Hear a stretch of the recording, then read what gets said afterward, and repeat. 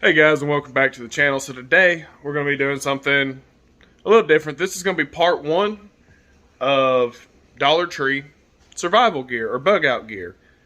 Dollar Tree is a great place to get a lot of things real cheap, real fast, and in a hurry. All these items today altogether cost me $38.52. I don't know if y'all can see that. $38.52. And there are a lot of very good, very basic items. And I didn't get everything I could have got. That's the reason this is a part one. Because you can never remember without writing a list. You know, I was just walking around grabbing stuff, you know, trying to think about everything I would need. And I should have made a list because I would have bought a lot more stuff. So there is going to be a part two coming of Dollar Tree bug out survival gear here in the near future. But let's get started. So as you can see, I have all my items laid out here. And this looks like a lot, and what y'all have to realize is you know, the Carmex is not going to stay in that. That's not going to stay in that. Those aren't going to stay in that.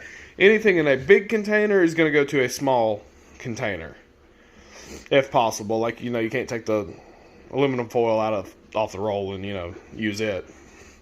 But anything that can move from one of these big containers will go to a smaller container. And, you know, stuff like that. And I want to give you a little bit of what my thinking behind all of this was. There is 5 pounds of beans and 5 pounds of rice right here and 2 pounds of salt. In a bug out situation, beans and rice last forever. They do not go bad as long as you can keep animals away from it. You keep your salt dry, it'll last forever too. You can cure meat, seasoning, and everything else with salt. There are some other seasonings on this table, just because, you know, you're out in the wild or you're out surviving away from the grid. You still want some flavor to your food, you know. So some basic seasonings. I've got some Cajun seasoning, some garlic powder, black pepper, sriracha salt, and chili powder. Those won't stay in that either. They will be moved into Ziploc bags. The reason I bought Ziploc bags, just like the cotton swabs, Ziploc bags, the antibacterial wipes, Ziploc bags, Band-Aids, Ziploc bags, everything will move to a more condensed container if it's possible. Now, I'm not saying that this is everything you'd put in a backpack and carry. So a lot of this I would not put in my backpack. Or if I did, I would put it in like a smaller portion. Like, I'm not going to put 2 pounds of salt in my backpack and 10 pounds of rice and beans. But I may put a pound of rice, a pound of beans, and, you know, a little bit of salt, a little bit of seasonings for a full bug out situation. But this is preparation. If you could take this and put it in a container and bury it, and, you know, you'd have that food and stuff there when you got there. So you know, to your bug out location. Or you can keep it at the house. You know, if we have another ice storm like we did here, you can't necessarily get to town, you have at least some rice and beans to eat on and, you know, some basic other gear. Or if, you know, we get stuck in our homes because of quarantine again, you know, you still have this option for food. Nextly, we're going to talk about a little bit of medical supplies that they had that I actually really liked. Antibacterial wipes for cleaning yourself. This is a little bitty first aid kit I'm going to throw actually in my toolbox at work, but, you know, you could get one of these and keep it in your car or something like that. This is not a great kit, but it will help you out, you know, if you just need a little something, you got a cut, a splinter, anything like that, it'll work. A sewing kit, because, you know, you're not going to be able to go out and buy new clothes or anything like that. I recommend buying 2 of these. Get you one to practice on some old clothes or anything like that, and then have one to put in your kit. Super glue for sealing up wounds or making basic repairs.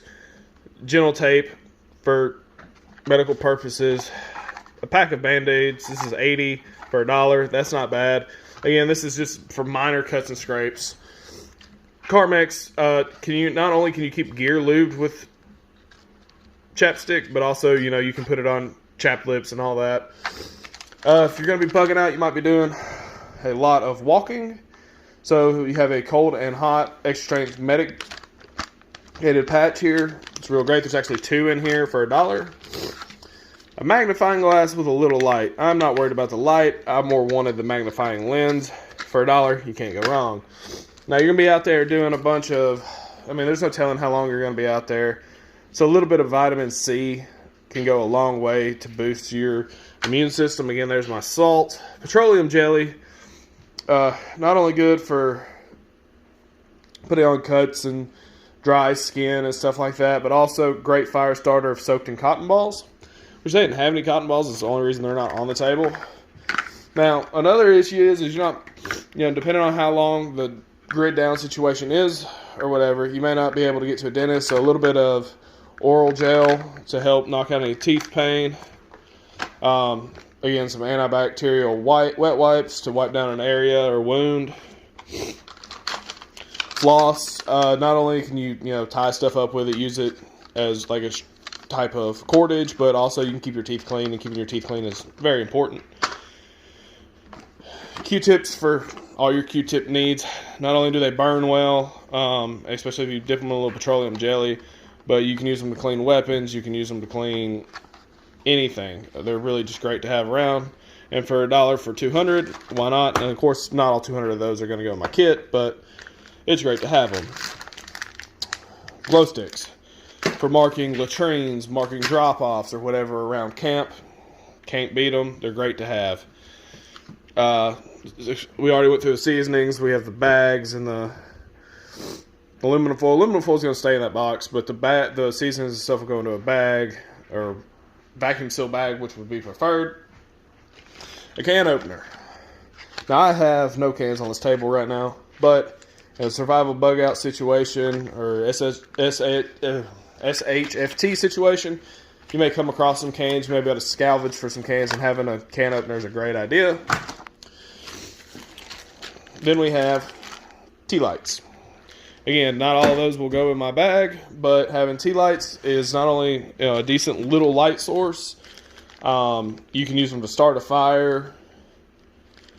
You can use them to dry out tinder, especially because these will burn for a good period of time.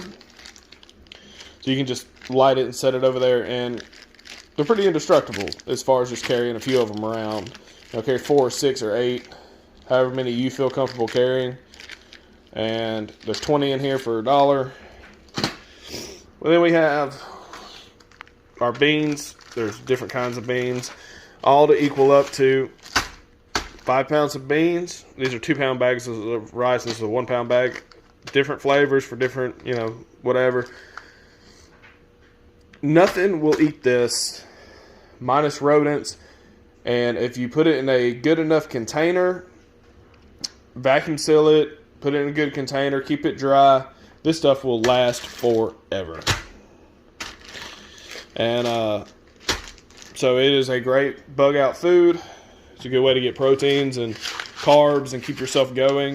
And then you add in some fish you caught or deer you shot or squirrel or whatever. You've got a legit good meal to help you through the situation. Last but not least, I got some playing cards. I don't know why. I don't know. It'll give you something to do, something to play with. If you got a bug out buddy, y'all can play cards, have a good time, whatever. So that's what I bought at Dollar Tree. That cost me $36. Now, is that everything I would carry with me? No, not even close. There is so much from that missing. But this is a basic good starting point. Because my looks like that. I like this bag a lot. It works really well. But as you can see, all of that, this bag looks like it's full. It's really not. There's plenty of pockets and space and stuff in there. But everybody sets up their bug out bag differently. This is what mine currently looks like, and I'm afraid I'm actually going to still have to upgrade to a bigger bag because a lot of this stuff will end up in here, but in smaller portions. The food, the seasonings won't, but all of this will, and then I have some other stuff that I got from Walmart that'll end up going in there.